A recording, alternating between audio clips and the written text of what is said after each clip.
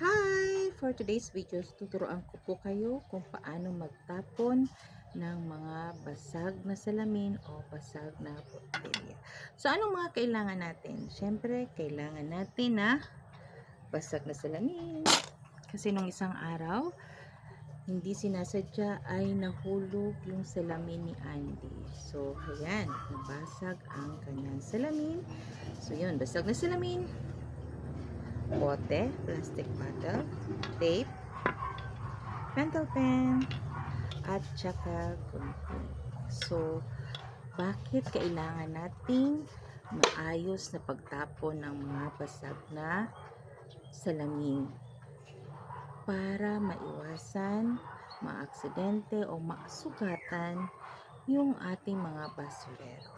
Pagbibigay pa din po natin sa kanya ng respeto at pag-iingat sa kanila. So, eto na ang paraan kung paano ang tamang pagtapon ng mga basag na salamin o mga babasaging bagay. So, una, eto muna. Ito, i-ano natin muna, i-cut. Ito, half. Yes. Kasi, dito natin ilalagay yung mga basag na salamin. Okay, so kinat ko lang po siya ganito. Yes. Then dito na natin ilalagay ang mga babasaging o mga basag na salamin. Okay, ito po. Isa-isa. Dahan-dahan po ha. Kasi baka po tayo masugatan. Ayan. Yes. Tapos po, ilagay na natin ito. Lagyan na natin. Dahan-dahan.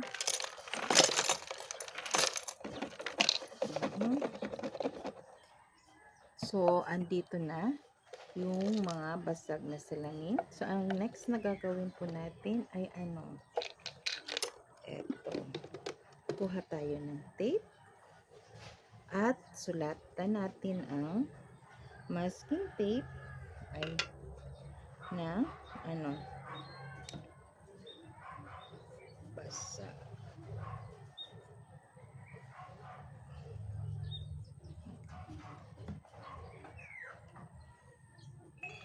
Na salamin.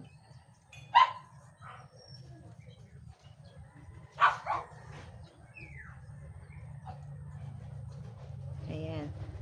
So, pag nakita po ito ng ating mga masisipag na basurero, ay mag-iingat na po sila.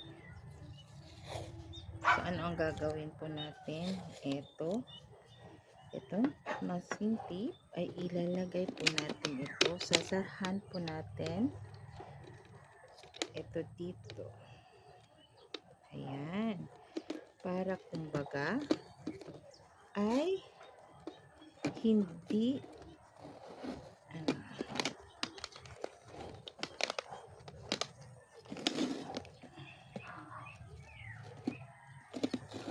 hindi sila masugatan. Secure itong botilya na hindi makakalabas ang mga basag na salamin. At ikat po natin. Ayan. So, nakikita nila, ito ay basag na salamin. So, ito po ang tamang paraan sa pagtapon ng basag na mga salamin. Okay po, so sana may matutunan po kayo. So, thank you very much for watching.